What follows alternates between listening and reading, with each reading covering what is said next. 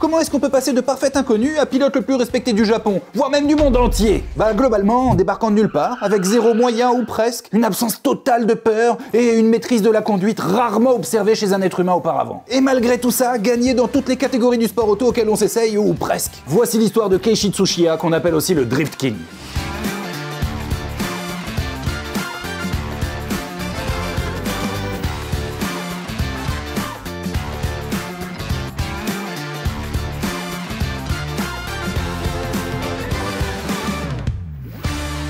Merci aux partenaires de cet épisode qui n'est autre que NordVPN qui, comme son nom l'indique, est un VPN qui vous permet de contourner les restrictions géographiques et de protéger votre navigation sur internet. Pour pas que les méchants pirates ils attaquent votre ordinateur, votre téléphone ou votre tablette. Mais ça n'est pas tout, NordVPN c'est pas qu'un VPN, c'est aussi une suite d'outils de cybersécurité auxquels vous pouvez accéder avec tous vos appareils. En plus de NordVPN, il y a NordPass et ça c'est mon préféré. C'est un gestionnaire de mots de passe qui génère pour toi des mots de passe hyper complexes et qui les stocke dans un endroit en toute sécurité, pas sur ton navigateur. Non, ça c'est mal, c'est super dangereux. Et avec NordPass, plus besoin de faire travailler votre mémoire pour retenir vos mots de passe. Et il y a aussi NordLocker, c'est un stockage cloud sécurisé à prix canon. Vous êtes évidemment libre de prendre un seul des 3 outils, ou 2, ou 3, ou même aucun si vous n'en avez pas besoin. Mais il faut que vous sachiez qu'en ce moment, et jusqu'au 9 janvier, si vous vivez en France ou en Belgique, si vous souscrivez à un abonnement NordVPN en utilisant le lien en description, et ben vous aurez droit à une carte cadeau Amazon. 10€ si vous prenez le pack essentiel, 20€ si vous prenez le pack avancé, et même 30€ de carte cadeau si vous prenez le pack premium. Merci NordVPN de régaler nos abonnés, go cliquez sur le lien si vous en avez besoin.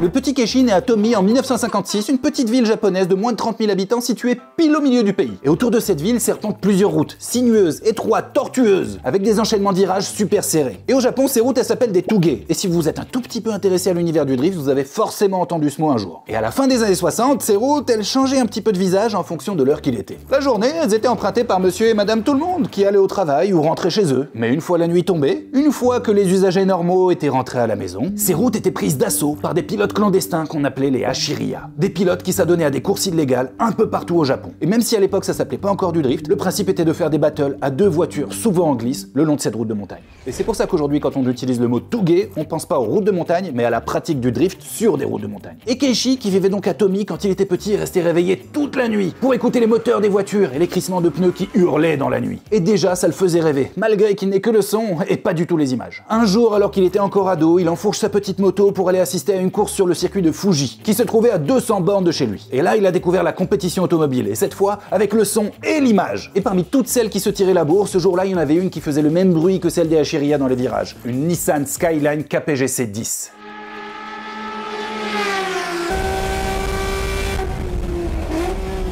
Ce jour-là, cette bagnole, c'était la seule qui passait tous les virages en glisse. Et le pilote de cette Nissan GTR, c'était un certain Kunimitsu Takahashi, Kunisan pour les intimes. Et ce mec est instantanément devenu l'idole absolue de Keiichi en raison de son pilotage rapide et furieux. Kunisan, c'est le genre de génie qui excelle dans tout ce qu'il entreprend. Au début des années 60, c'est l'un des meilleurs pilotes de moto du Japon, voire du monde. Et alors qu'il participe à l'extrêmement dangereuse course de l'île de Man, il est victime d'un très grave accident. Et suite à son terrible accident, il se dit un truc. La moto, c'est trop dangereux, je vais plutôt faire de la course automobile. C'est beaucoup plus safe. Et en 1965, Kunisan devient pilote officiel Nissan, ma marque de cœur. Mon père avait un Nissan GR-Y 60, avec lequel on a fait les 400 coups. Et chez eux, il va piloter plein de voitures, des prototypes de course, tomber des pelletés de records. Mais surtout, ce qui va le rendre connu, c'est un truc qui est complètement indépendant de sa volonté, la qualité toute pourrie des pneus de l'époque. Bah ouais, les voitures allaient super vite, on savait faire des moteurs et des châssis, en revanche, les pneus, c'était de la merde. Les pilotes, ils se chiaient dessus. Du coup, généralement, sur circuit, ils roulaient très vite en ligne droite, ils freinaient vraiment mollo avant les virages, ils accéléraient tout doucement à la sortie pour ne pas spin. Tous les pilotes faisaient comme ça, sauf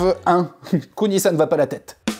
Les pneus n'ont pas de grippe, rien à foutre, on va passer en glisse partout. Et c'est comme ça qu'est né, ou en tout cas qu'ont été semées les premières graines de ce qui deviendra des années plus tard le drift. Pas parce que les gens aimaient glisser au volant de leur bagnole, mais parce qu'un type a découvert que pour aller plus vite avec des pneus tout pourris, c'était mieux de passer en dérive. Bref, tout ça pour dire que la légende raconte que ce jour-là, après avoir parcouru 200 km sur sa mobilette, Keiichi s'est fait une promesse, devenir lui aussi un pilote professionnel qui fera le show pour faire un spectacle gigantesque sur tous les circuits du Japon. Une fois son permis en poche, le jeune Keiichi s'achète sa première voiture. Et concernant sa première voiture, justement, j'ai eu beau chercher, j'ai trouvé des des informations un peu contradictoires. Il y a des sources qui disent que sa première voiture, c'était une petite Nissan Sunny B110, ce qui colle plutôt avec le type. Il avait des moyens modestes, il venait d'une famille pas super riche, c'était une petite bagnole pas très chère. Et puis il y a d'autres sources qui disent que c'est Keiichi lui-même qui dit que sa première voiture, c'était une Nissan Skyline KPGC 110, un modèle super rare qui était hyper cher à l'époque. Du coup, j'en sais rien, dites-moi dans les commentaires si vous avez une info plus fiable, mais ce que je me dis, c'est que si à 18 ans, il a réussi à se payer une GTR, c'est qu'il était probablement plus Yakuza que Hachiria. Bref, on s'en fout du modèle de bagnole qu'il a acheté, parce que ce qui est intéressant, c'est qu'à partir de ce jour-là, il s'est entraîné tous les jours, pendant 4 ans, tout seul, comme un débile, sur les routes de montagne autour de chez lui. 4 ans à perfectionner son pilotage, sa connaissance, sa maîtrise de la voiture pour devenir le maître incontesté de la montagne. Et au bout de 4 ans, il se dit qu'il a peut-être maintenant un petit peu le niveau d'aller affronter les Hachiria, les meilleurs du pays. Et il semblerait que ce soit à ce moment-là qu'il change de voiture pour acheter sa mythique Toyota Corolla GT AE86. Et avec sa petite voiture, il se rend sur le Touguet de Uzui, où se trouvent les meilleurs Hachiria de tout le pays. Et vous savez quoi? Il paraît qu'il les a défoncés, démontés, une putain de fessée déculottée, à tous! À tel point que les Hachiria et que tout le public qui venait assister à ces courses folles lui ont donné ce jour-là le surnom de roi de la montagne, Dory King. Et c'est aussi en 1977 qu'il va devenir pilote professionnel, en tout cas qu'il va participer à des compétitions officielles au volant de petites voitures sous-motorisées, comme des Toyota Starlet ou des Nissan Sunny. Et si ça peut vous sembler bizarre que des gens fassent la course dans des voitures sous-motorisées très peu puissantes, bah dites-vous que déjà c'est super fun, et qu'ensuite ça permet de faire primer le niveau de pilotage sur la puissance pure. Et Keiichi, il excellait dans ce domaine, il tournait autour des autres pilotes avec une aisance jamais vue auparavant. Et quand même ces courses étaient considérées comme du grip, et bah il passait déjà en dérive partout. Ce qui fait que ses performances et son style ont assez rapidement attiré des sponsors. Et à ces sponsors, il a tout de suite demandé s'il pouvait passer sur une plus grosse voiture, plus puissante que sa petite Starlet, parce qu'il en avait marre de se traîner le cul. Tu veux une plus grosse voiture? C'est d'accord, mais avant ça, tu gagnes le championnat avec ta petite Starlet. Ok, c'est fait. Voilà, c'était aussi simple que ça, une formalité. Du coup, il a pu demander des sous à ses sponsors pour avoir sa voiture beaucoup plus puissante, avec son énorme moteur. Non.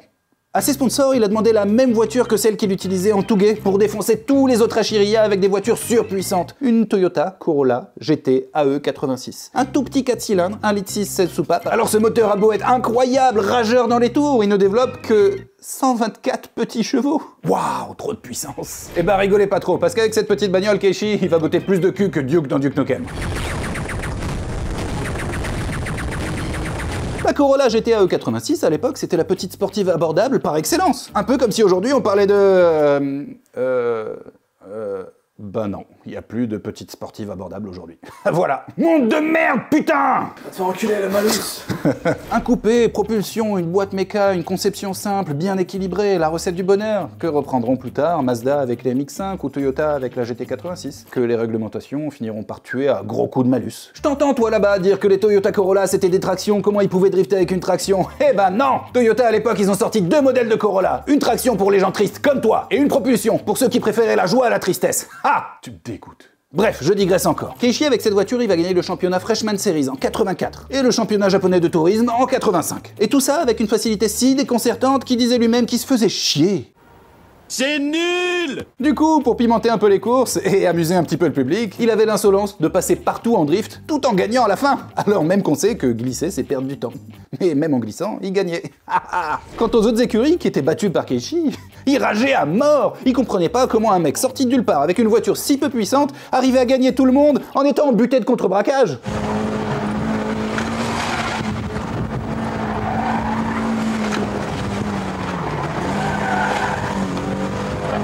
Chez Nismo, la rage était si présente qu'ils ont même été jusqu'à enquêter pour vérifier que Keiichi avait pas changé le moteur, la puissance de sa voiture, tellement il gagnait facilement. Ils ont cherché, mais ils ont rien trouvé. Son pilotage commençait à ressembler exactement à celui de Kunisan, qui l'avait inspiré quand il était gamin. Gagner tout en faisant le show. La boucle était bouclée. Enfin, pas tout à fait. Et pour comprendre pourquoi, restez jusqu'à la fin. De week-end en week-end, Keiichi montait encore le niveau de spectacle, à tel point que les spectateurs et la presse ont surnommé le Drift King, alors même que cette discipline n'existait pas encore. Mais à tel point aussi que la fédération l'a menacé de lui retirer sa licence, parce qu'il considérait ça comme étant pas normal de faire de la glisse sur des courses de grip. Et sa licence, il va d'ailleurs finir par la perdre, mais pour une autre raison. Je vous raconte ça. Le magazine Best Motoring, qui trouvait que le pilotage de Keiichi était incroyable, lui propose un truc un peu barré. Tourner une vidéo sur le Touguet de Uzui que Keiichi connaît par cœur, à l'ancienne, de façon clandestine, sans demander aucune autorisation. Et cette vidéo, ce serait rien d'autre que Keiichi en glisse à vitesse beaucoup trop élevée sur le Touguet de Uzui. Alors oui, c'est interdit, mais viens, on dit qu'on s'en fout parce que c'est quand même bien plus important et plus noble de montrer au monde entier à quel point tu pilotes bien et à quel point le drift est une discipline incroyable. C'est pas grave si on se fait un peu poursuivre par la police après.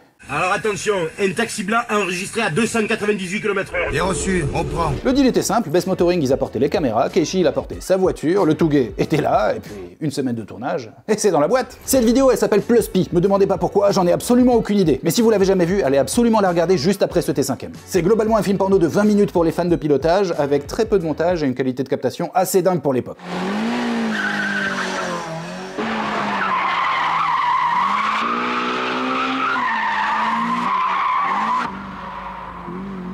On est en 1987, cette vidéo sort en VHS et ça devient tout de suite un monument de la culture automobile au Japon, mais très rapidement dans le monde entier. C'est super, sauf que cette vidéo, c'était quand même globalement une incitation à la conduite dangereuse. Dès sa sortie, tout le monde voulait devenir Keishi, sauf que n'est pas Keishi qui veut, et les accidents se sont multipliés, ce qui a eu pour conséquence l'interdiction de la vidéo et le retrait de la licence de Keishi. Oh, la vidéo a été interdite, comme c'est dommage. L'effet Streisand, ça vous dit quelque chose? Bah globalement, l'interdiction de la vente de cette vidéo a fait que ses ventes ont explosé, de façon clandestine, sous le manteau, les copies s'échangeaient à prix d'or auprès de tous les passionnés.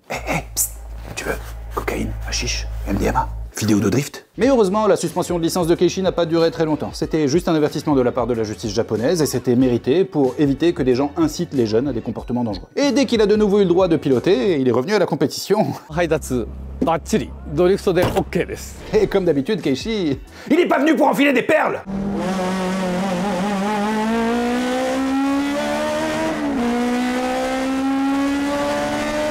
Il remporte plusieurs titres dans divers championnats au volant de Toyota Supra, de BMW M3, au Japon, mais aussi partout dans le monde. Il conduit même des Formule 3. Le mec était complètement accro à la course, qu'importe le type de bagnole, ce qui l'intéressait c'était de rouler vite et de gagner à la fin. Jusqu'au jour où la boucle allait réellement être bouclée. Et je parle de ce jour de 1994, où Keishi a été contacté et embauché par Kuni-san, son idole de toujours, vous vous souvenez? Eh ben Kuni, il avait monté son propre team de course, quelques années auparavant, en 1992. Et en 1994, il cherchait un pilote aussi barré, aussi précis, aussi performant que lui pour rouler à ses côtés. Et c'est comme ça que dès le début de leur collaboration, en 94, ils gagnent les 1000 km de Suzuka ensemble au volant d'une Porsche 911. Mais aussi les 24 heures du Mans en 1995 au volant d'une Honda NSX. En 1996, Keishi traverse le Pacifique et va aux États-Unis avec le magazine Option Vidéo. Là-bas, ils vont sur le circuit de Willow Springs et ils organisent un événement qui vise à faire découvrir la discipline du drift à tous les pilotes et les journalistes locaux. Et quelle surprise, ça fait un carton de malade! Qui aurait imaginé que des moteurs hurlants, des pneus qui fument, des têtes à queue dans tous les sens, ça puisse plaire aux Américains, qui sont généralement plutôt subtils.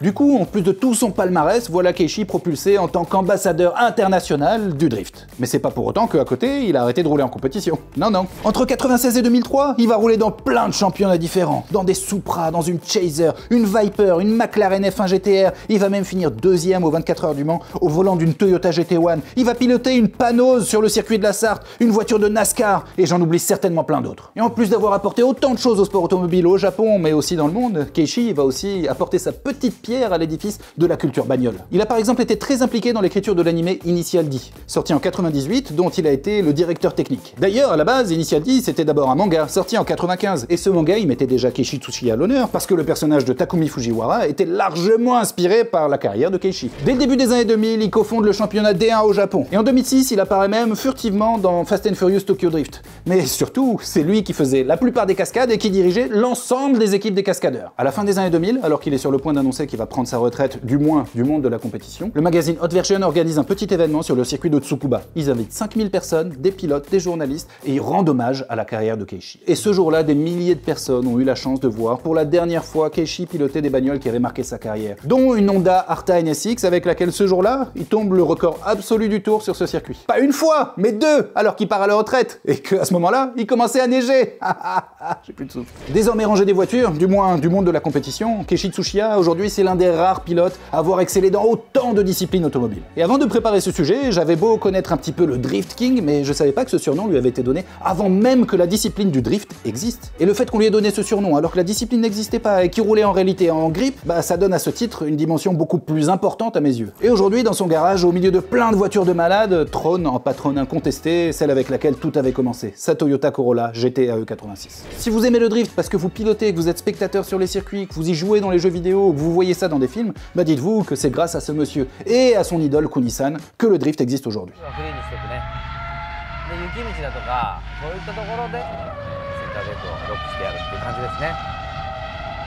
J'espère que ce nouveau T5M vous a plu. Si c'est le cas, n'hésitez pas à vous abonner, à lâcher votre plus joli pouce, à mettre un commentaire, à partager la vidéo, on sait jamais, il y a peut-être des gens à qui ça pourrait plaire. Et pensez aussi à cliquer sur le lien dans la description, parce que vous pourriez avoir besoin d'un VPN, mais aussi parce que ça nous permet de faire plein de contenus cool comme celui-ci. Allez, ciao!